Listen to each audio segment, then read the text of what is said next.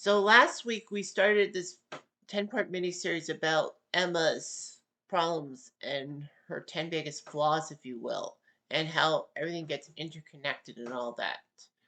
Last week we talked about season one and how she was in the middle of being catfished by somebody, couldn't handle it. And then thankfully Manny, JT, and Toby saved the day alongside Snake and Spike.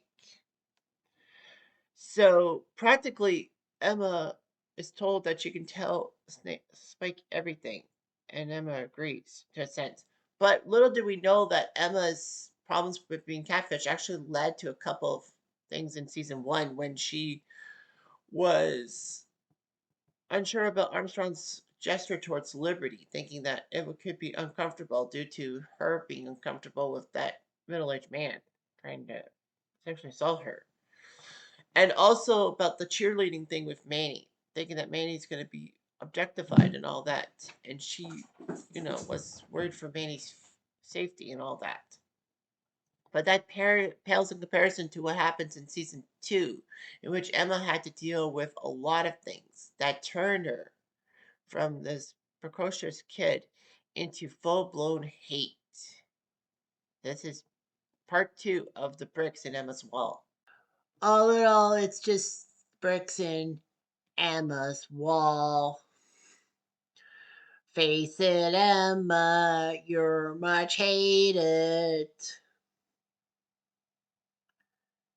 We know that things kinda make you jaded. That's okay though, everyone goes through them. But you have to let people in your wall, Putting up a wall is not what you really have to do. People will help you and make you overrated. It's just the bricks in Emma's wall.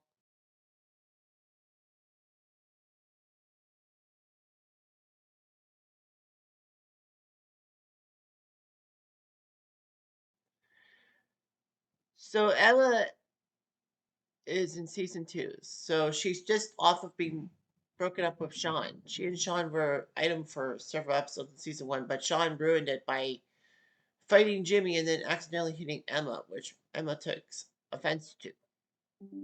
Emma practically decides to play some cards right and try to be normal. But then in the second episode of season two, well, I mean, season two did start with a 1 hour episode split into two parts. But anyway, the next episode after Craig's storyline, which Emma actually had hand in helping Craig out in, there's this 80s dance for seniors and all that. And then, look, we've soon learned that Degrassi Community School is not a feeder school to a high school. It's going to be a high school, so it's 7 to 12 and all that. But Emma learns from her mother, Spike, that she's dating Emma's teacher, as in Mr. Simpson, aka Snake. Emma, of course, is a little bonkers over it. And in that episode, she decides to try to, you know, want to know why Snake and Spike would date, and also to try to win the heart of Craig by sneaking into the 80s dance for the grade eights. And that's when we actually see Marco. No, I would say that would be Marco for the first time, but I don't think so. I think it was a later episode in season two that Marco ended up winning a dance competition over Jimmy and um, Spinner. But the fact of the matter was that Emma was not too pleased, and then she ended up losing Craig to Manny, and Emma was upset and all that. I think it was kind of a plan by Emma, knowing that she helped Craig out dealing with his abusive father, that, it's a she could help him and, be his girlfriend and, be there for him and all that. She wanted someone to forget Sean, obviously, but it didn't work out that way. So she walks away in her Cyndi Lauper look, and then finds Snake and Spike playing tonsil hockey, as Emma puts it. Emma is, of course, peeved off. Spike's peeved off that Emma would sneak around and would be so negative towards it. Basically, Emma shows her true colors, basically saying, I don't want you to be happy because you got me. That's all that matters, and all that. So, of course, that's the thing. That's the thing with Emma is that, she was upset by this. But she said she'll have to learn from her mistakes and all that. And she wonders how Spike could have the '80s Cyndi Lauper look and all that. It's harder than you imagine. So Emma doesn't know how to feel about it. And then in the episode We're Science, in which she tries to do a science fair project, but it kind of gets ruined, she picks up the pieces of it and learning that Spitter taking some of her food gave him a boner. Emma changes her project on the fly and wins first prize in the science fair. Of course, Snake is actually one of the judges, and Emma's unsure about things. Well, Snake cheers for him. And then when Emma finds out Snake was one of the judges, she's like, there's such a bias. Liberty, of course, is bitter because Liberty is a go getter and she always wants to win things. She tells Emma, drop that prize. I can take it. And then Manny says, don't let Liberty get to you. She's just jealous. And then Liberty says, you don't want rumors to ruin your reputation at school. I had that before. Basically, taunting Emma. I mean, Liberty has a point, but Emma didn't start the rumor. It was Hazel and Terry who started the rumor. Emma was just confiding in Manny, and Manny says everything will be fine, and Emma was thinking about it. But yet, Emma took responsibility because she kind of spread the rumor. I think Hazel and Terry ruined her. But Liberty, of course, doesn't realize that Emma was going to give back the prize no matter what. So, like, it doesn't really matter. So she confronts Snake about favoritism and all that. And then Snake finally shows her the judges' scorecards and saying that he was not even a difference. Oh, sorry. And then Emma and Snake talk. Snake says, maybe you should stay out of my class, or maybe I shouldn't date your mom. But Emma's like, you know what? No, you can't. I want my mom to be happy and all that. Yeah, Emma probably realizes how much she's just being selfish and all that. So they call each other pet nicknames, Emma and Snake, and the relationship works out that well. Of course, I'm not going to do a video on, yeah, oh no, this and later season 2. And then later in season 2 is when the episode happens about Spike and Snake's wedding, and Spike broke convention and says she would propose to Snake. So basically, Spike and Snake have their wedding and all that. Emma's fretting. There's a bad cake. Her hair is ruined because Spike forgot to deal with Emma's hair perfectly. And Emma has a blonde perm. I know you would say a white person's afro, but I don't think it was an afro.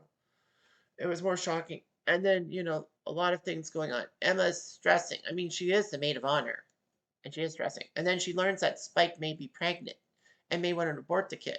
But Emma, of course, being anti abortion, is not too happy with it and basically says the fact that you can't do this. And Spike says, well, I just don't want another mistake.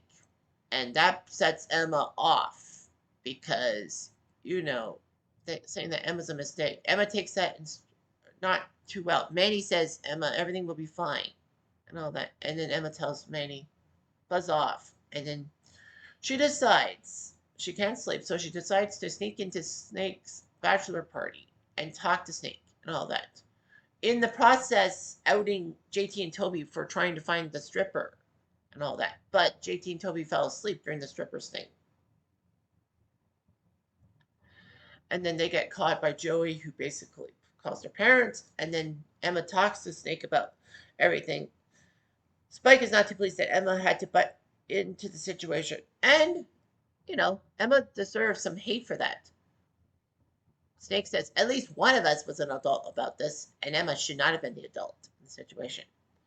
So basically, everything happens, and then Emma realizes her mistake and says, I can't go to the wedding. I've ruined everything. And also with the fact that Manny fights Sean, and Sean and Emma are broken up for a reason. Manny says, don't be a baby about this, Emma. And then Emma says, well, you weren't helping me out. A best friend would help me out. Thanks a lot, Manny, for your advice. It blows up. Fortunately, though, cooler heads would prevail, and she would go to the wedding. Spike and Snake have a discussion and said, maybe we should raise this kid and all that. Emma, I think, would love to be a big sister. I think Emma wanted to be a big sister. So, unfortunately, Snake and Spike get married. Emma can go.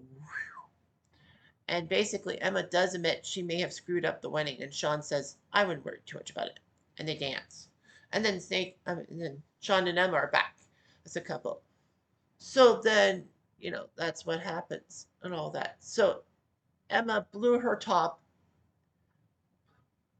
with Spike dating Snake, the science fair in which she had a right to get mad at, and of course the abortion angle about Spike aborting the kid.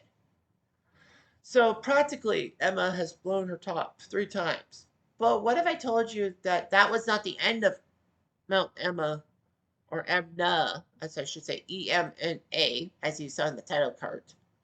Now, the reason why it's EMNA is because there's a famous Italian volcano called Mount Etna, ETNA, one of the most active volcanoes in Europe. And the letters are kind of like Emma, because Emma and Etna are 4 letters each, with E on the first letter and A in the last one. So I decided to make it Mount Etna, EMNA. So she blew her top a 4th time, and multiple times during one episode. In the episode Fight for Your Right, Emma prepares for a genetically modified foods talk with Mr. Raditch. Snake cosplays as Raditch, and Emma tries to prove her point to everything about GMO foods should be banned and all that.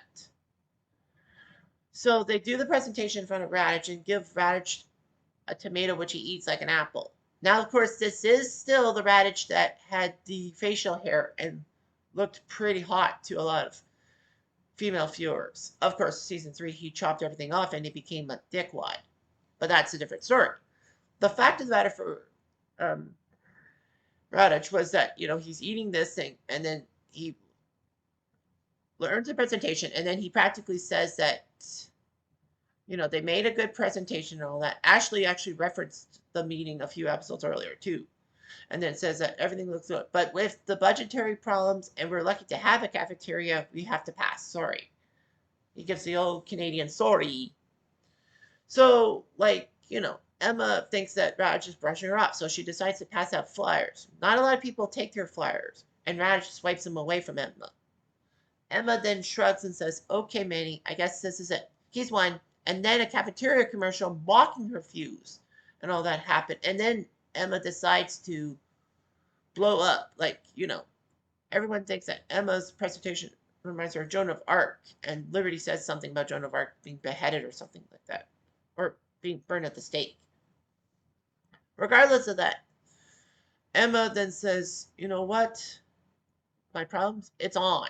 So she decides to confront Sheila, the cafeteria worker, and then infernally swipes at Toby's tray, splattering it. And then the students start a food fight. What does Raditch do? He immediately blames Emma and kicks her out for the rest of the day. Okay, not a bad idea. And then Emma says, but why? Because the food fight was caused by your flyers. You're punishing me for protesting? I mean, Raditch completely missed the point. Emma didn't start the fight because of the flyers. A, who took so many flyers, and B, it was just bad luck and students taking advantage of the situation. So she's basically told by Snake to leave class because Spike was away at a convention. She sits in on her class with Snake, and she's not happy that Snake boots her, saying, you got to take the punishment and all that, Emma. And Emma blows up, and Snake says, you're trying to test me or something. Is this a test? So then she decides to protest by the bus stop, away from school and all that. And that's when we hear the phrase cuckoo bananas for the first time. I thought Liberty said it. Allegedly, JT said it about Emma's problems. So she protests. Ellie wants to write an op-ed in the paper, and Raj says, "Well, that's enough," and basically yells at Emma, "I'm not on school property. You can't punish me." She's got a point. But Raj says that Emma must apologize for everything that's gone on the next morning during morning announcements or face a lengthy suspension. So Emma doesn't know what to do. She confides in Snake, and Snake says, for him, it's complicated. As an educator, he can't really go against Raditch. But as a parent, I know, I'll cheer for you, no matter what you do. So basically, that's just the double-edged sword that Snake faces. Emma decides to write her apology on cue cards, shows them to Raditch, and Raditch happily says, I'm glad we can come to an agreement. And then allows Emma on the video system. Emma makes her speech. But then Emma then shrugs, saying, I just can't do this. I know I ruined the cafeteria, and I apologize to Sheila and to the cafeteria. That should not have happened. The food fight should not have happened, and I'm sorry. So she takes responsibility, which, okay, sure, great. And then she says, but I have a right to protest, and those rights were taken away from me, and I've been forced to apologize or else face a maybe suspension, and I will take the suspension. Shocking both Raditch and Liberty. Liberty basically feels like a kiss ass to Raditch, but that's just her personality. She wants to kiss up to authority and maybe get some perks towards it. So basically, Emma shows off Raditch, and Raditch has to suspend her. Anyway, of course, little do we know that incident in season 2 might have been a catalyst for an event in season 4, which I will, of course, talk about. So, to summarize this whole thing is how Emma was easily triggered. I believe Emma is close to being the most triggered character in Degrassi history. And the fact that season 2 had not one, not two, but 4 instances of Emma blowing her stack and without much fanfare tells you something about Emma's character. It tells you that Emma basically flies off the handle at each little thing and that she was the most easily triggered person. I dare you guys to tell me different about the fact that Emma in season 2 was not the most triggered of any character in any season ever. She was very highly triggered. Like, I will defend Emma on the fact that, she was not happy with Snake and dating her teacher. What kid would like that? It's just natural. I know it's like 25 years ago, but like, dude, those feelings are still there. Anyhow, so that's what happens. So, anyhow, that's the thing. And then, triggered when Spike wants to abort the baby. I mean, that's fair assessment and all that. Emma's anti-abortion. I get it. We all get it. She went overboard. But she also wasn't sure if she was doing the right thing. She she just couldn't let it go. And of course, the science fair thing. Like Emma was going to give back the prize. Said Snake was the judge. Automatically, she's like, "Oh, it's favoritism." She was trying to deny favoritism, and everyone knew about Snake and Spike dating because Manny accidentally let slip, and Emma was embarrassed. And then, of course, the Raditch situation. Let me say this: nobody won. It was a it was a dead heat. Nobody did better than the others. Sure, Raditch overreacted as the adult in the situation, but it was kind of reasonable. And Emma basically took Raditch's rejection of her presentation in the wrong way.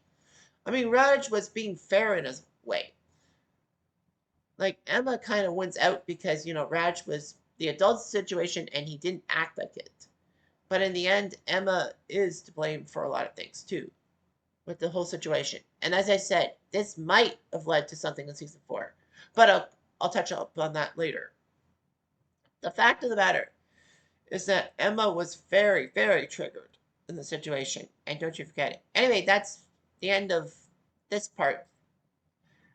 Part 3 will be basically dealing with season 3 as a whole and part of season 4, not the super duper part. that sees Emma in danger. That'll be week 4. So anyway, thanks for watching. I'm Jeff Diamond. Adieu.